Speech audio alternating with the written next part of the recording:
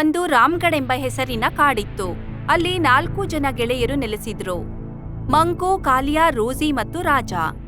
ಅವರೆಲ್ಲರೂ ಒಳ್ಳೆ ಗೆಳೆಯರಾಗಿದ್ರು. ಅವರೆಲ್ಲರೂ ಒಟ್ಟಾಗಿ ದಿನ ಆಟಾಡ್ತಿದ್ರು. ಒಂದಿನ, ಅರೆ ಮಚ್ಚ, ತುಂಬಾ ಬೋರಿಂಗ್ ಆಗ್ತಿದೆ. ಹಾ ಅಣ್ಣ, ಸರಿ ಹೇಳಿದೆ ನೀನು. ನಡೆ, ಎಲ್ಲಾದ್ರೂ ಹೋಗೋಣ. ಹಾ ಅಣ್ಣ, ಸರಿ ಹೋಗೋಣ. ಅವ್ರ 4 ಜನ ಸೇರಿ ಆಟ ಆಡೋಕೆ ಹೊರಡ್ತಾರೆ ಮತ್ತು ಕಾಡಿನ ನದಿ ದಡೆಯಲ್ಲಿ ಆಟಾಡ್ತಾ ಇರ್ತಾರೆ. ಮರದ ಮೇಲೆ ಜೋತಾಡ್ತಾರೆ, ನೀರಿನ ಮೇಲೆ ತೇಲ ಆಡ್ತಾರೆ, ಹೀಗೆ ಆಟ ಆಡ್ತಾ ಇರ್ತಾರೆ. ಆಗ ಅಲ್ಲಿಗೆ 2 ಹುಡುಗರು ನೀರ್ ಕುಡಿಯೋಕೆ ಅಂತ ಬರ್ತಾರೆ. ಕಾಲಿಯಾ ಅವರಿಬ್ರನ್ನು ನೋಡಿ ಹೇಳುತ್ತೆ, ಇವ್ರಿಬ್ರು ಹುಡುಗರು ಕಾಡಿನಲ್ಲೇನ್ ಮಾಡ್ತಿದ್ದಾರೆ? ಇವ್ರು ನಮ್ಮ ಶಿಕಾರಿ ಮಾಡಲು ಬಂದಿಲ್ವಲ್ಲ? ನಂತರ ಅವರಿಬ್ರು ಹುಡುಗರು ನೀರ್ ಕುಡಿದು ಮರದ ಕೆಳಗೆ ಕೂತ್ಕೋತಾರೆ. ರಾಜ ಅವರಿಬ್ರನ್ನು ತುಂಬಾ ದೃಷ್ಟಿ ಇಟ್ಟು ನೋಡ್ತಾರೆ. ಇವರಿಬ್ರು ಬೇಟೆಗಾರರಲ್ಲ, ತುಂಬಾ ಚಿಂತೆಯಲ್ಲಿದ್ದವರಂತೆ ಕಾಣ್ತಾರೆ. ಬನ್ನಿ, ಹೋಗಿ ಅವರನ್ನೇ ಕೇಳೋಣ. ಆಗ 4 ಗೆಳೆಯರು ಅವರಿಬ್ಬರ ಬಳಿ ಹೋಗ್ತಾರೆ. ಆಗ ಅವರಿಬ್ಬರ ಗಮನ ಇವ್ರ ಕಡೆ ಬರುತ್ತೆ. ಅರೆ, ಇವ್ರು 4 ನಮ್ ಕಡೆಗೆ ಯಾಕೆ ಬರ್ತಾರೆ? ಅದೇ, ಇವ್ರು ನಮ್ಮನ್ ಕೊಲ್ಲಲು ಬರ್ತಿಲ್ವಲ್ಲ? ಅಷ್ಟರಲ್ಲಿ ಇವ್ರ 4 ಜನ ಅವ್ರ ಬಳಿ ಹೋಗ್ತಾರೆ. ಅವರಿಬ್ರು ಹುಡುಗರಿಗೆ ಭಯವಾಗುತ್ತೆ. ಅರೆ, ನಮ್ಮಿಂದ ಹೆದರ್ಕೊಳ್ಬೇಡಿ, ನಾವ್ ನಿಮ್ಗೇನು ತೊಂದ್ರೆ ಮಾಡೋಲ್ಲ. ನೀವೇನು ನಮ್ಮನ್ನು ಕೊಲ್ಲಲು ಬಂದಿದ್ದೀರಾ ಅಥವಾ ನಮ್ಮೊಂದಿಗೆ ಗೆಳೆತನ ಮಾಡಲು? ಆಗ ಅವರಿಬ್ರಿಗೆ ಸ್ವಲ್ಪ ಸಮಾಧಾನ ಆಗತ್ತೆ. ಇವರು ನಮ್ ಬಳಿ ಫ್ರೆಂಡ್ಶಿಪ್ ಮಾಡೋಕ್ ಬಂದಿದ್ದಾರೆ, ನಮಗೆ ತೊಂದ್ರೆ ಕೊಡಕ್ಕಲ್ಲ ಎಂದು. ಇಲ್ಲ ಇಲ್ಲ, ನಾವು ಶಿಕಾರಿಗಳಲ್ಲ. ಹಾಗೆ ನಾವೇನು ನಿಮ್ಗೆ ತೊಂದ್ರೆ ನೀಡಲು ಬಂದಿಲ್ಲ. ನೀವು ನಮ್ಮೊಂದಿಗೆ ಗೆಳೆತನ ಮಾಡ್ತೀರಾ? ಹಾ, ಯಾಕಿಲ್ಲ. ಇಂದಿನಿಂದ ನಾವೆಲ್ಲರೂ ನಿಮ್ ಗೆಳೆಯರು. ಬನ್ನಿ, ನಾವೆಲ್ಲರೂ ಆಟ ಆಡೋಕ್ ಹೋಗೋಣ. ಆಟ ಶುರು ಮಾಡೋಕ್ ಮುಂಚೆ ಸೋಹನ್ ಮತ್ತು ಮೋಹನ್ ತಮ್ಮ ಬಗ್ಗೆ ಹೇಳ್ತಾರೆ. ನಾವಿಬ್ರು ಅನಾಥರು ಮತ್ತು ನಾವು ಕಸ ಎತ್ತುವವರು. ಅದ್ರಿಂದಲೇ ನಮ್ಮ ಹೊಟ್ಟೆ ತುಂಬುತ್ತದೆ. ನಾವಿಬ್ರು ಸೋತ್ ಹೋಗಿದ್ದೆವು, ಅದಕ್ಕಾಗಿ ನದಿ ದಂಡೆಯಲ್ಲಿ ನೀರು ಕುಡಿಯಲು ಬಂದಿದ್ದೆವು. ನೀವೇನು ಚಿಂತಿಸಬೇಡಿ, ಇನ್ನು ನಾವು ನಿಮ್ ಜೊತೆಗಿದ್ದೇವೆ. ಇನ್ ಮುಂದೆ ನೀವೆಂದು ಹಸಿವೆಂದಿರೋಲ್ಲ. ಮತ್ತೆ ಸಂಜೆ ಆಗುತ್ತೆ. ಸೋಹನ್ ಮತ್ತು ಮೋಹನ್ ತಮ್ಮ ಮನೆಗೆ ಹೋಗ್ತಾರೆ. ಗೆಳೆಯರೇ, ಕತ್ತಲಾಗ್ತಿದೆ, ಇನ್ನು ನಾವು ಹಿಂತಿರುಗ್ಬೇಕು.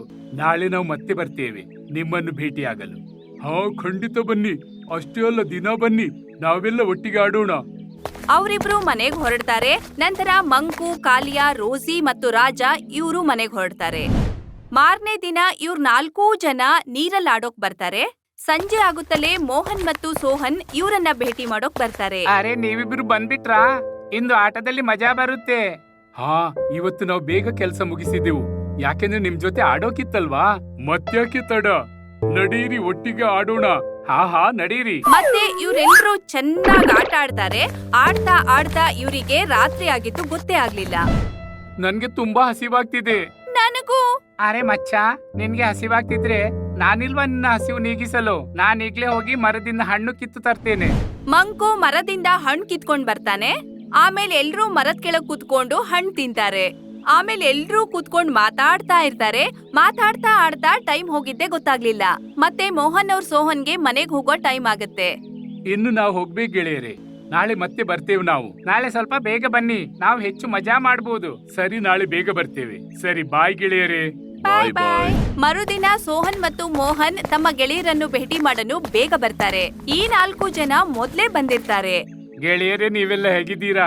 ನಾವೆಲ್ಲ ಆರಾಮಾಗಿದ್ದೇವೆ. ನೀವೆಲ್ಲ ಹೇಗಿದ್ದೀರಿ? ನಾವು ಆರಾಮಾಗಿದ್ದೇವೆ. ನಡೀರಿ, ಇಂದು ಕಾಡಿನಲ್ಲಿ ತಿರುಗಾಡೋಣ. ಹಾ, ನಡೀರಿ, ತುಂಬಾ ಮಜಾ ಆಗ್ಬಹುದು. ಬನ್ನಿ, ನಾನು ಹಾರ್ಕೊಂಡ್ ಬರ್ತೀನಿ. ಆಮೇಲೆ ಎಲ್ರೂ ಕಾಡಿನ ಕಡೆಗೆ ಹೊರಡ್ತಾರೆ. ಸೋಹನ್ಗೆ ಕಾಡಲ್ಲೆಲ್ಲ ಸುತ್ತಾಡಿ ತುಂಬಾ ಮಜಾ ಆಗತ್ತೆ. ಅವನು ಒಳ್ಳೆ ಅನುಭವ ಆಗತ್ತೆ, ಯಾಕಂದ್ರೆ ಅವನು ಮೊದಲನೇ ಬಾರಿ ಕಾಡಲ್ಲಿ ಓಡಾಡ್ತಾನೆ. ಆಗ ಅವರಿಗಲ್ಲೊಂದು ಗುಹೆ ಕಾಣುತ್ತೆ. ಅರೆ, ಅಲ್ಲಿ ನೋಡಿ, ಅಲ್ಲೊಂದು ಗುಹೆ ಇದೆ. ನನ್ಗಂತೂ ಅಪಾಯಕಾರಿ ಅನ್ಸುತ್ತೆ, ನಾನಲ್ಲಿಗೆ ಬರೋದಿಲ್ಲ. ಅರೆ, ಹೆದರ್ಬೇಡ, ಒಂದ್ ಕೆಲ್ಸ ಮಾಡೋಣ. ನಾವೆಲ್ಲರೂ ಒಟ್ಟಿಗೆ ಹೋಗಿ ನೋಡೋಣ ಅದ್ರೊಳಗೆ ಏನಿದೆ ಎಂದು. ನಂತರ 4 ಜನ ಗುಹೆ ಒಳಗೆ ಹೋಗ್ತಾರೆ. ಒಳಗಡೆ ತುಂಬಾ ಕತ್ಲೆ ಇರುತ್ತೆ. ಮಂಗು ಕೋಲಿಗೆ ಒಂದು ಬಟ್ಟೆ ಕಟ್ಟಿ ಹೀಗೆ ಬೆಂಕಿ ಕಚ್ತಾರೆ. ನಂತರ ಅವರು ನಿಧಾನವಾಗಿ ಹೋಗ್ತಾರೆ. ಇಲ್ಲೊಂದು ತುಂಬಾ ಕತ್ತಲಿದೆ, ಒಳಗೆ ಏನಿದೆಯೋ ಗೊತ್ತಿಲ್ಲ.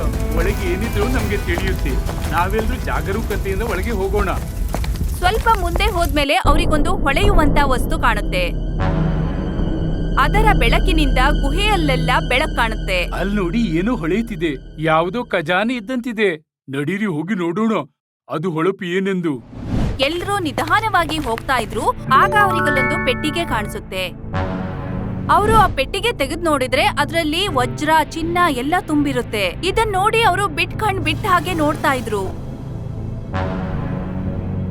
ಅರೆ ಇದು ನಿಜವಾಗ್ಲೂ ಖಜಾನೆ ಆಗಿದೆ. ಅರೆ ಹಾ, ಪ್ರಾಯಶಃ ಯಾರೋ ಮಹಾರಾಜರು ಈ ಖಜಾನೆಯನ್ನು ಇಲ್ಲಿ ಅಡಗಿಸಿಟ್ಟಿರ್ಬೇಕು.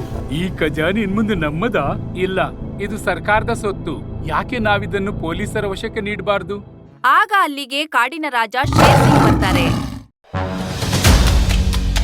ಈ ಖಜಾನೆ ನಿನ್ನದು ಅಲ್ಲ, ಸರ್ಕಾರದ್ದು ಸಹ ಅಲ್ಲ. ನಾನು ಈ ಕಾಡಿನ ರಾಜನಾಗಿದ್ದೇನೆ, ಹಾಗಾಗಿ ಈ ಖಜಾನೆ ನಂದು. ಇಲ್ಲ ಶೇರ್ ಸಿಂಗ್, ಈ ಖಜಾನೆ ನಂದು. ನಾವು ಈ ಖಜಾನೆ ನಿನ್ಗೆ ಖಂಡಿತ ನೀಡೋದಿಲ್ಲ. ಅಬೆ, ನೀವು ಈ ಮನುಷ್ಯರ ಜೊತೆಗೂಡಿ ನನ್ನನ್ನು ಎದುರಿಸ್ತೀರಾ? ಒಂದೇ ನಿಮಿಷದಲ್ಲಿ ಎಲ್ಲರ ಅಂತ್ಯ ಮಾಡಬಲ್ಲೆ ನಾನು. ಶೇರ್ ಸಿಂಗ್, ನೀನು ನಮ್ಮನ್ನು ಹೆದರಿಸೋ ಪ್ರಯತ್ನ ಮಾಡಬೇಡ. ನಾವು ನಿನ್ಗೆ ಹೆದರೋದಿಲ್ಲ. ಆಗ ಸೋಹನ್, ಮೋಹನ್, ಕಾಲಿಯಾ ಎಲ್ರೂ ಕೋಲ್ ತಗೊಂಡು ಶೇರ್ ಸಿಂಗ್ ಕಡೆ ಬರ್ತಾರೆ. ಆಗ ಶೇರ್ ಸಿಂಗ್ ಹೆದರ್ಕೊಂಡು ಹಿಂದೆ ಹೋಗುತ್ತೆ. ಆಗ ಮಂಗು ಕೂಡ ತನ್ನ ಗೆಳೆಯರ ಜೊತೆ ಮುಂದೆ ಹೋಗುತ್ತೆ. ಅಲ್ಲಿನ ಪರಿಸ್ಥಿತಿ ನೋಡಿ ಶೇರ್ ಸಿಂಗ್ ಅಲ್ಲಿಂದ ಓಡ್ ಹೋಗುತ್ತೆ. ಸರಿ, ಶೇರ್ ಸಿಂಗ್ ಓಡಿ ಹೋದ. ಏನ್ ಗೆಳೆಯರೇ, ಅವನೇನು ಓಡಿದ. ಆದ್ರೆ ರಾತ್ರಿ ಆಗ್ತಿದೆ, ಹಾಗೆ ಹಸಿವು ಆಗ್ತಿದೆ. ಮಂಕು ಏನಾದ್ರೂ ತಿನ್ನುವ ವ್ಯವಸ್ಥೆ ಮಾಡು ಮಚ್ಚ. ಈಗ ತರ್ತೇನೆ ಗೆಳೆಯರೇ, ಆದ್ರೆ ಹೊರಗೆ ಹೋಗಿ ತಿನ್ನೋಣ.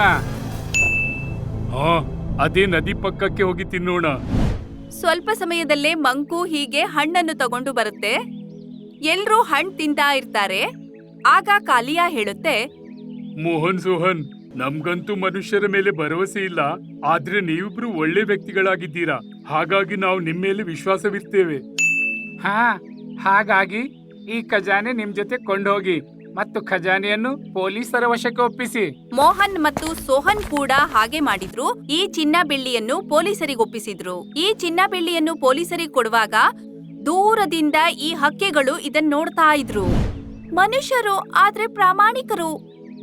ಆಗ ಈ ಹಕ್ಕಿ ತನ್ನ ಗೆಳೆಯರಿಗೆ ಬಂದು ಹೇಳುತ್ತೆ, ಅವರಿಬ್ರು ಪ್ರಾಮಾಣಿಕವಾಗಿ ಆ ಚಿನ್ನ ಬೆಳ್ಳಿನ ಪೊಲೀಸರಿಗೆ ಒಪ್ಪಿಸಿದ್ರು. ಹಾಗಾದ್ರೆ ನಮ್ ಗೆಳೆತನ ಇನ್ನೂ ಮುಂದುವರಿಯುತ್ತೆ. ಆಮೇಲೆ ಇವರ ಗೆಳೆತನ ಇನ್ನೂ ಗಟ್ಟಿಯಾಗುತ್ತೆ. ಅವರು ನದಿಯ ದಡೆ ಮೇಲೆ ದಿನಾ ಆಟಾಡೋಕ್ ಬರ್ತಾರೆ ಮತ್ತು ಖುಷಿಯಿಂದ ಇರ್ತಾರೆ.